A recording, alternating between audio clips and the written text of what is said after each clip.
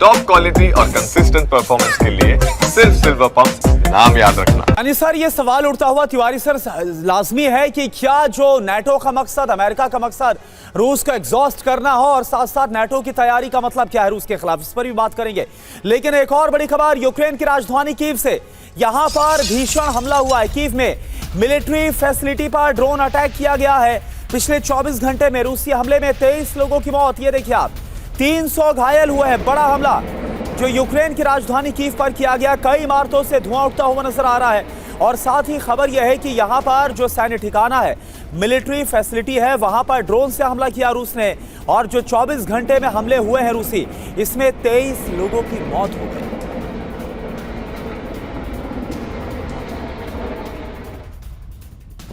और यूक्रेन के खिलाफ रूसी एयरफोर्स का बड़ा एक्शन देखने को मिला है। यूक्रेनी ठिकानों को बनाया गया है निशाना।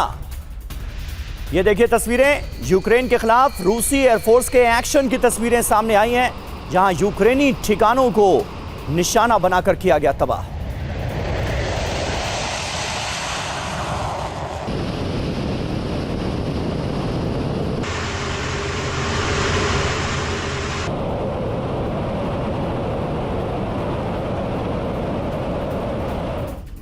और देखिए इस बीच बहुत बड़ी खबर है, नाटो की बैठक में डोनाल्ड ट्रंप और ज़ेलेंस्की के बीच मुलाकात हुई है। रूस यूक्रेन जंग के बीच ये मुलाकात बहुत अहम। ये देखिए आप, तस्वीर आपको हम दिखा रहे हैं। दोनों नेताओं में रूस यूक्रेन जंग पर लंबी चर्चा हुई है, लंबी बातचीत हुई है। तो ये तस्वीरें आपके सामने है डोनाल्ड ट्रंप और ज़ेलेंस्की के बीच, जब रूस और यूक्रेन की जंग बहुत ज्यादा भीषण और विध्वंसक हो गई है। इन हालातों के बीच डोनाल्ड ट्रंप और ज़ेलेंस्की की मुलाकात, और डोनाल्ड ट्रंप का वो बयान एक बार फिर से आपको याद दिला दे, जिसमें बोल रहे हैं कि भाई पुतिन से कोई बात मनवाना बहुत ज्यादा मुश्किल है, मना पाना बहुत मुश्किल है। और ये मुलाकात की तस्वीर है।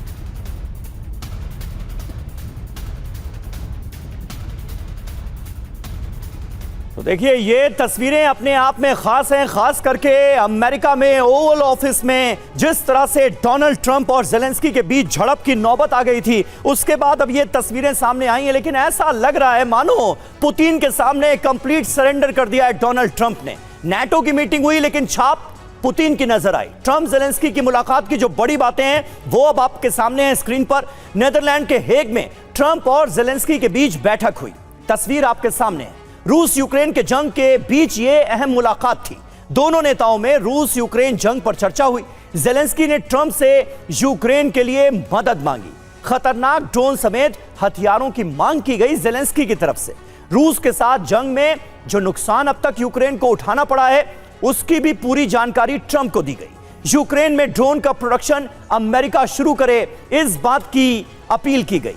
अमेरिका से विध्वंसक ड्रोन खरीदेगा यूक्रेन, ये तय माना जा रहा है। और इस मुलाकात में इस डील को लेकर भी बात आगे बढ़ती हुई नजर आ रही है। ट्रंप ज़ेलेंस्की की इस मुलाकात का संदीप त्रिपाठी जी क्या लबोलुआब निकलता हुआ नजर आ रहा है, और क्या यह माना जाए कि अब डोनाल्ड ट्रंप ने जैसे पहले इस युद्ध से अपने हाथ पीछे खींचे, वैसे ही सीज फायर कराने को लेकर उनकी जो प्लानिंग थी, जो बातें थी, उससे भी अब वो हाथ खींचते हुए नजर आ रहे हैं कंप्लीटली।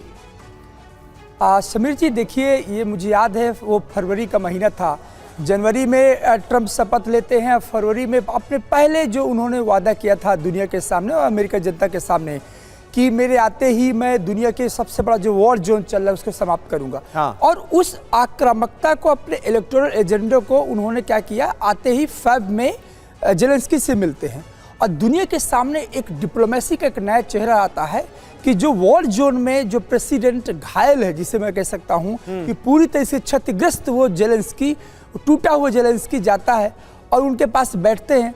और पूरी दुनिया के सामने डोनाल्ड ट्रंप ने ज़ेलेंस्की को जो ह्यूमिलेट किया और डिप्लोमेसी का एक नया फेस किया कि आपकी वजह से अमेरिका परेशान है, अब मैं क्या करने वाला हूं, मागा को लेकर आया हूं, अमेरिका फर्स्ट को लेकर आया हूं। मेरे लिए मेक अमेरिका ग्रेट अगेन होगा। यूक्रेन मेरी चिंता नहीं है, मेरी नाटो की यूनिटी चिंता नहीं है, ईयू का कंसर्न मेरे लिए नहीं है, WTO मेरे कंसर्न नहीं। ये सारे जो लॉजिकल आर्गुमेंट थे वो ज़ेलेंस्की के सामने रखे और उन्होंने एम्बैरेस किया।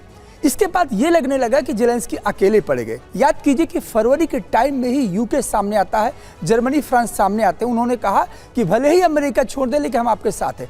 उसके बाद से जो इवेंट्स जो टर्न अप लेता है, स्पेशली यदि ट्रंप की बात करूं, ट्रंप को ये लगा कि मेरे आते में push the button on. Trump की समस्या है कि ऑन एंड ऑफ करना। उनको लगता है कि ये कैमरे की बिजली है जिसको हम ऑन कर दूंगा, मैं ऑफ कर दूंगा। उनको ये नहीं लगता है कि ये वॉर जोन के पीछे 4 साल के लाखों लोगों की शहादत हुई है। वाकई अमेरिका रशिया क्यों छोड़ेगा और यूक्रेन क्यों छोड़ेगा? दोनों की लड़ाई, यूक्रेन को तो आपने फ्यूल किया है। आप समझिए कि जब पुतिन और त्रिपाठी सर, यहाँ पर सवाल ये भी, इस पर भी हम आएंगे, बात करेंगे। क्या इस तरह से कह करके पुतिन से तो बात करना बहुत मुश्किल है, एक दबाव बनाने की कोशिश जेलेंस्की पर भी की जा रही है, इस पर भी बात होगी।